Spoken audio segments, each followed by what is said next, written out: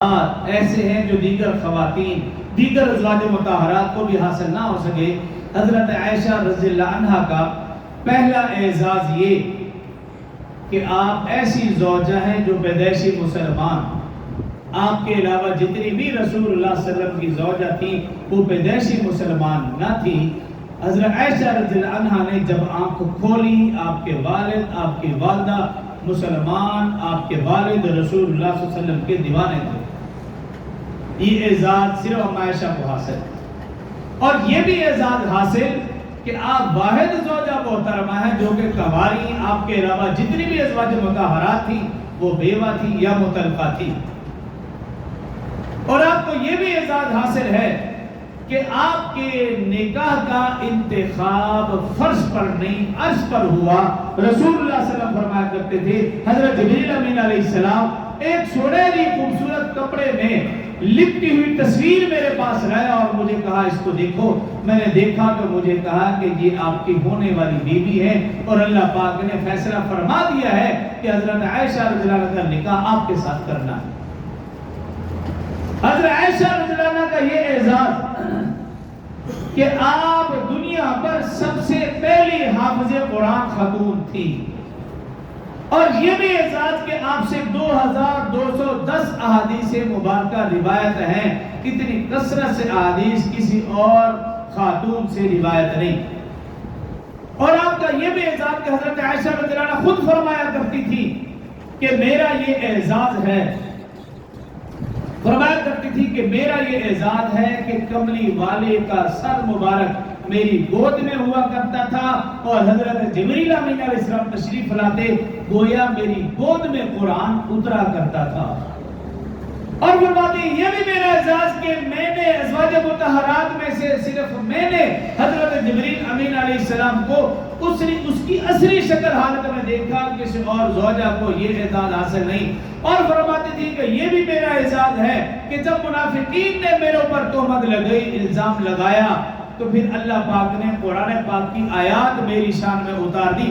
قیامت تک ہر مسلمان مرد و خواتین ان آیات کو تلاوت کرتے رہیں گے اور میری پاک دامنی کو بیان کرتے رہیں گے۔ فرماتی تھی کہ یہ بھی میرا اعزاز ہے۔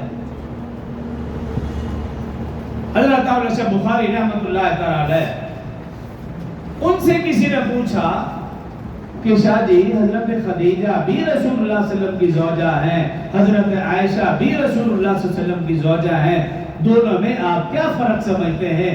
حضرت سیدہ عائشہ بخاری رحمۃ اللہ تعالی فرمایا کرتے تھے، حضرت خدیجہ بھی رسول اللہ صلی اللہ علیہ وسلم کی زوجہ، حضرت عائشہ بھی رسول اللہ صلی اللہ علیہ وسلم کی زوجہ، لیکن فرق یہ ہے کہ حضرت خدیجہ اس وقت زوجہ بنی جب آپ محمد بن عبداللہ تھے، اور حضرت عائشہ اس وقت زوجہ بنی جب آپ محمد الرسول اللہ صلی اللہ علیہ وسلم تھے۔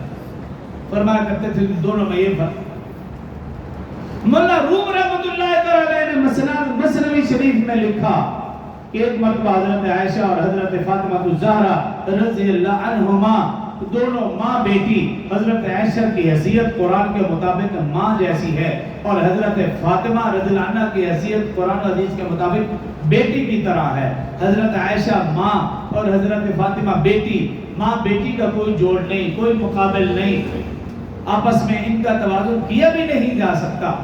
خیر دونوں بیٹھی آپس میں گپ شپ میں مصروف۔ حضرت فاطمہ رضی اللہ عنہ گپ شپ میں کہنے لگی حضرت عائشہ رضی اللہ عنہ سے کہ عائشہ میں محمد الرسول اللہ صلی اللہ علیہ وآلہ وسلم کی بیٹی ہوں، ان کی ملکت جگر ہوں، اور آپ میرے باپ کے غلام حضرت ابوبکر رضی اللہ عنہ کی بیٹی ہیں۔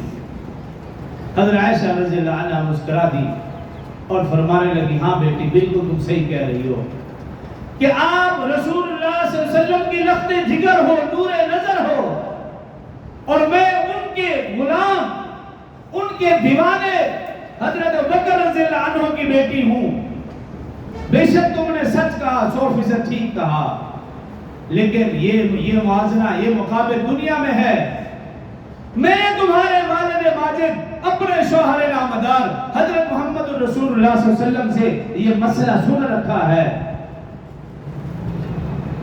کہ پاک بیویاں جب جنت میں جائیں گی اپنے پاک شوہروں کے ساتھ جائیں گی. یہ بات یقینی ہے کہ آپ بھی جنت میں جاؤ گی، میں بھی جنت میں جاؤں گی. لیکن جنت میں جانے کا منظر، جنت میں جانے کا منظر بالکل واضح ہے. وہاں کا فرق بالکل واضح ہے. جب تم جنت میں جاؤ گی تمہارا ہاتھ علی کے ہاتھ میں ہوگا، جب میں جنت میں جاؤں گی میرا ہاتھ نبی کے ہاتھ میں ہوگا. تم مرتضیٰ کے ساتھ جنت میں جاؤ گی، میں مصطفیٰ کے ساتھ جنت میں جاؤں گی. تو ماں ہوتی ہے، بیٹی کو لاجواب کر دیا. لیکن ہمارے لیے کیا حکم ہے؟ وہ ماں ہو یا بیٹی ہو، ہم نے اس حیثیت سے نہیں، ہم نے یہ دیکھنا ہے ان سب کی نسبت رسول اللہ صلی اللہ علیہ وسلم کے ساتھ ہے. ہمارے لیے یہی کافی ہے. ہمارے لیے سب کی سب قابل احترام. مسلمان ان کی بے احترامی کرے یا بے احترامی کا سوچے، ایسا ہو ہی نہیں سکتا. لیکن یورپ والے رسول اللہ صلی اللہ علیہ وسلم کی حضرت عائشہ رضی اللہ عنہ کے ساتھ ازدواجی زندگی کو تنقید کا نشانہ بناتے ہیں. ہمیں کوئی افسوس نہیں ہے، وہ کرتے رہیں. لیکن ہمیں دکھ اور افسوس اس وقت ہوتا ہے جب نام نہاد مسلمان، جب وہ خواتین جو بظاہر کلمہ پڑھتی ہوئی نظر آتی ہیں، ہو سکتا ہے وہ نماز بھی پڑھتی ہوں، ہو سکتا ہے وہ روزہ بھی رکھتی ہوں، اور اس اسلام کے نام پر حاصل کی گئی دھرتی پر رہتی ہیں، لیکن جب مارچ کا مہینہ آتا ہے، پچھلے مہینے میں رمضان کا مہینہ تھا، ایسی بدبخت خواتین رمضان کے مہینے میں بھی یہ احتجاج کرتی ہوئی نظر آئی ہیں. دکھ اس بات کا ہے رمضان کا احترام بھی بھول گئی، قرآن کا احترام بھی بھول گئی، اور رسول اللہ صلی اللہ علیہ وسلم کی ازدواجی زندگی کو تنقید کا نشانہ بنایا. ان خواتین جو اپنے آپ کو کہیں مسلمان اور پھر رسول اللہ صلی اللہ علیہ وسلم کی زندگی کے اوپر اعتراض کریں، پھر دکھ ہوتا ہے. تو ہمارا ایمان اور عقیدہ کیا کہ رسول اللہ صلی اللہ علیہ وسلم کا ہر قول، فعل، عمل اللہ کے حکم کے تابع ہے. ہمارا ایمان اور عقیدہ کیا کہ رسول اللہ صلی اللہ علیہ وسلم جس کام کا حکم فرماتے ہیں وہ کر کے بھی دکھاتے ہیں. رسول اللہ صلی اللہ علیہ وآلہ وسلم نے اگر نماز پڑھنے کا حکم دیا، رسول اللہ صلی اللہ علیہ وسلم کی زندگی گواہ ہے، ایک ایک رکعت میں کئی سپارے پڑھ دیا جایا کرتے تھے. لمبا رکوع ہوتا تھا، لمبا سجدہ ہوتا تھا. اما عائشہ رضی اللہ عنہا فرماتی اتنا لمبا سجدہ میں سمجھتی تھی کہ رسول اللہ صلی اللہ علیہ وسلم کی روح پرواز کر گئی، میں ہلایا کرتی تھی. فرماتی ہے سجدے میں رسول اللہ صلی اللہ علیہ وسلم اتنا رو کر اللہ سے مانگتے تھے کہ جیسے ہنڈیا میں اگلنے کی آواز آتی ہے، رسول اللہ صلی اللہ علیہ وسلم کی ایسی آواز آتی تھی. اتنا لمبا قیام فرماتے تھے کہ رسول اللہ صلی اللہ علیہ وسلم کے پاؤں مبارک سوکھ جایا کرتے تھے. یہ عبادت کا عالم صرف رمضان میں نہیں، غیر رمضان میں بھی یہی تھا. میری اور آپ کی حالت تو یہ ہے کہ رمضان میں تو یہ مسجد بھری ہوئی تھی، اب تو پھر وہ مسجد بھی رو رہی ہے کہ وہ نمازی کہاں چلے گئے جو رمضان میں اس مسجد میں آتے تھے، اب تو وہ بالکل غائب ہے. تو رسول اللہ صلی اللہ علیہ وسلم نے اگر صبر کا حکم دیا تو صبر کر کے بھی دکھایا، صرف زبانی نہیں. رسول اللہ صلی اللہ علیہ وسلم کی زندگی گواہ ہے. آپ کی بیٹی حضرت زینب رضی اللہ عنہا، ان کو قتل کیا گیا تب بھی آپ نے صبر کیا. جنگ بدر میں 14 صحابہ شہید ہوئے تب بھی آپ نے صبر کیا. جنگ احد میں 70 صحابہ کرام کو شہید کیا گیا تب بھی آپ نے صبر کیا. آپ کے چچا حضرت حمزہ رضی اللہ عنہ، ان کا مسئلہ کیا گیا، ناک کان گلا کاٹا گیا، ان کا کلیجہ نکال کر چبایا گیا تب بھی آپ نے صبر کیا. جنگ خندق کا موقع تھا، رسول اللہ صلی اللہ علیہ وسلم بھی صحابہ کرام کے ساتھ برابری کے طور پر خندق کو کھود رہے ہیں. ایک صحابی عرض کیا رسول اللہ صلی اللہ علیہ وسلم اب تو بھوک پیاس ناقابل برداشت ہو چکی ہے، اب تو کمر سیدھی نہیں ہو سکتی. کمر کو سیدھا کرنے کے لیے میں نے اپنے پیٹ پر ایک پتھر باندھ رکھا ہے. رسول اللہ صلی اللہ علیہ وسلم نے اپنے پیٹ سے کپڑا ہٹایا، کہا دیکھو آپ نے اپنی کمر سیدھی کرنے کے لیے ایک پتھر باندھ رکھا ہے تو میں نے 2 پتھر باندھ رکھے.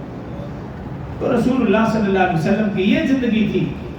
تو ہمارے لیے کیا سبق ہے کہ اگر رسول اللہ صلی اللہ علیہ وسلم نے حضرت خدیجہ رضی اللہ عنہا سے 24-25 سال کی عمر میں نکاح کیا اور حضرت خدیجہ کی عمر 40 سال تھی، بیوہ تھی، بڑھاپے میں قدم رکھ چکی تھی، تو اہل ایمان کا کیا عقیدہ ہے؟ اللہ کا حکم تھا.